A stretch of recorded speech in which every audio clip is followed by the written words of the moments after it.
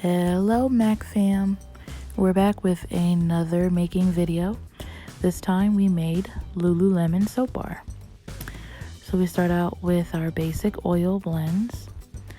Today we're adding some bentonite clay.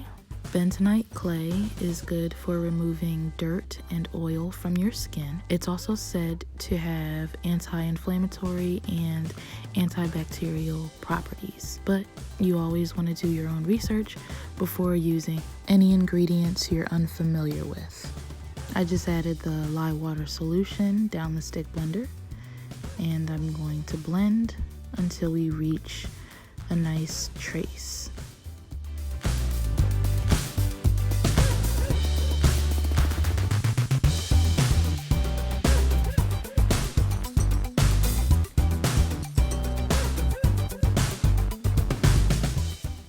I'm now splitting my batch into 3 parts.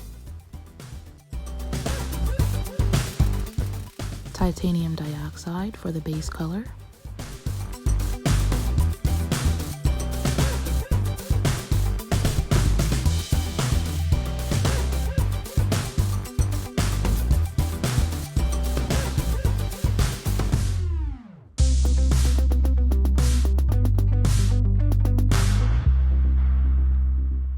Today I'm using Lala from Mad Micas.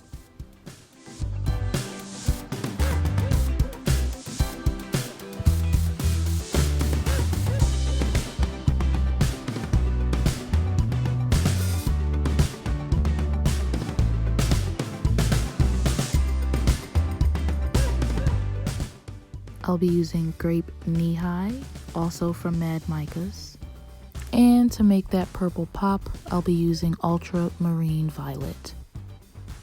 I got this from Nature's Garden in liquid form.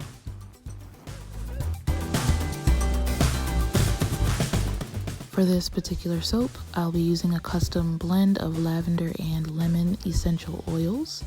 I've used this blend before in some of my very first soap bars, and it's actually been the soap I've made the most since starting Michelle's Alley Co.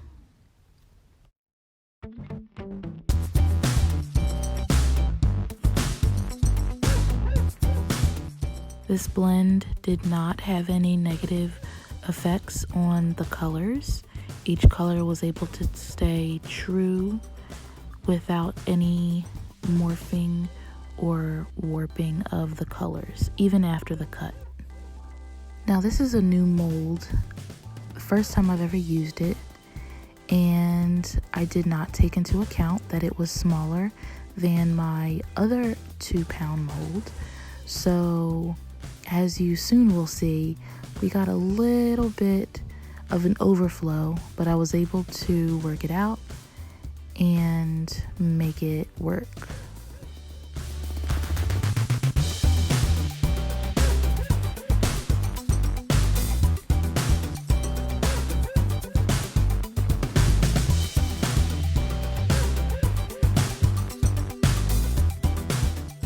Doing this swirl pattern is probably one of my favorite parts of soap making, because you never really know how it's going to come out until you cut it.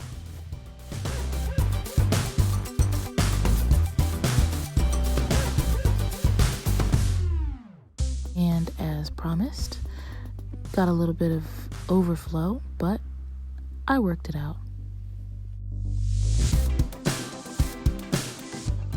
Now, texturing the top is probably one of the more stressful parts of soap making for me, especially if I don't have a particular texture or pattern or idea in mind. It almost always just comes to me in the moment. Sometimes I may start off with an idea and the consistency of the top is just not what I need it to be. Or as you can see here, there's a lot of soap batter to work with, and I attempt to do some waves and some ridges and to make the top a little bit peaky, and I'm just not quite sure where I'm going with this. I have a little bit of an idea, but not really. Stay tuned for the cut to see.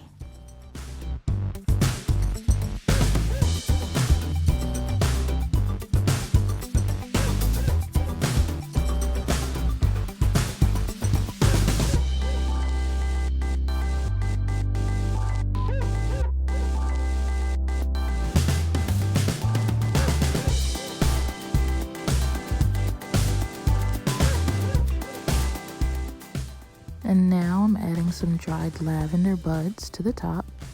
I always like to add a bit of a botanical for some contrast against the smoothness of the soap batter. I'm going to spritz the top with 99% rubbing alcohol and let it sit for 48 to 72 hours. We'll see you soon for the cut.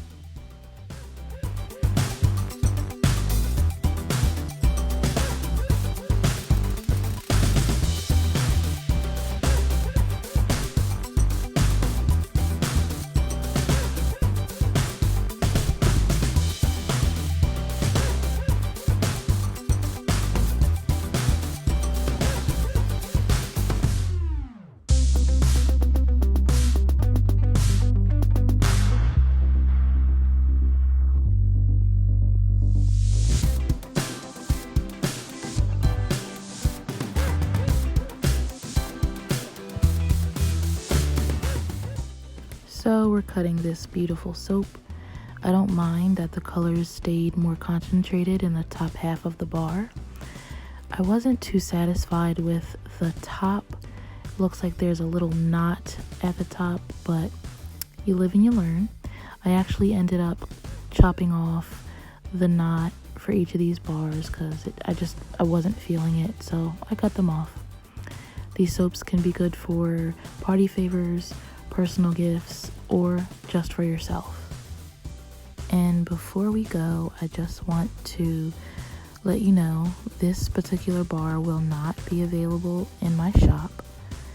It actually sold out before I was able to list it because a dear friend of mine knew about them beforehand and she bought the whole loaf.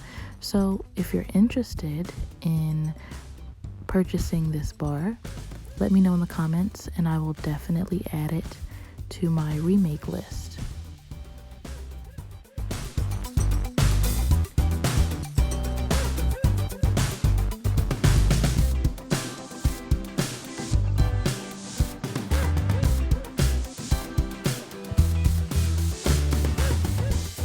And last but not least, I just want to thank you all for watching. I think I'm going to keep this little bar for myself. Don't tell. See you next time.